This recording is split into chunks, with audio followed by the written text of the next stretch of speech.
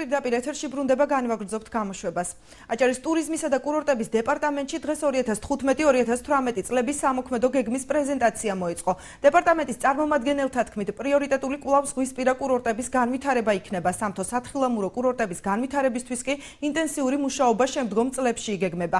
პრეზენტაციას რეგიონში ტურიზმის სფეროში მრჩეველთა საბჭოს წევრებიც ესწრებოდნენ, რომლებმაც სამოქმედო გეგმასთან დაკავშირებით საკუთარი მოსაზრებები გამოთქვეს. საბჭოს წევრთა აზრით, მხოლოდ პრიორიტეტების იდენტიფიცირება არ არის საკმარისი, აუცილებელია შემუშავდეს კონკრეტული სტრატეგიული გეგმაც. მათივე განცხადებით, ტურიზმის დეპარტამენტი უნდა იყოს შუამავალი კერძო ტურისტულ ობიექტებსა და სახელმწიფო სტრუქტურებს შორის, რათა შემცირდეს გადასახადები, რაც ავტომატურად ტურისტთა მომსახურების სფეროში ფასების კლებას გამოიწვევს.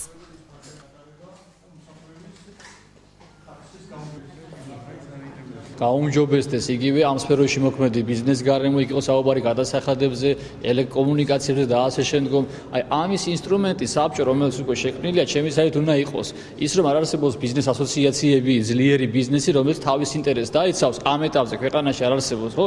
ამისთვის უნდა იყოს ეს დეპარტამენტი, რომელიც ჩაანაცვლებს ამ ეტაპზე ყოველ შემთხვევაში აი ამ ესე ვთქვათ ბიზნეს ასოციაციას და გაუწევს ლობირებას.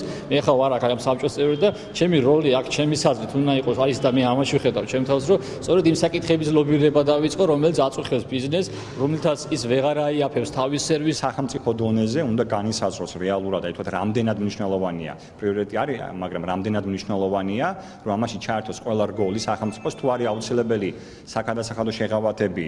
შეიძლება დეპარტამენტმა დააყენოს და თქვათ ლობირება გააკეთოს ამ საკითხის, მაგრამ სახელმწიფომ გააცნობიეროს ეს, რა თქმა უნდა, ზარაძეპირად შესაბამისი შესწავლის შედეგი საფუძვლად და თუ ეს შეღავათები და პრინციპში ყველა ქვეყანაში კარგად მოქმედებს ეს შეღავათები დადებით შედეგს მოიტანს, გააკეთეს ეს შეღავათები. ეს არ არის ტურიზმის განვითარების სტრატეგიის დოკუმენტი.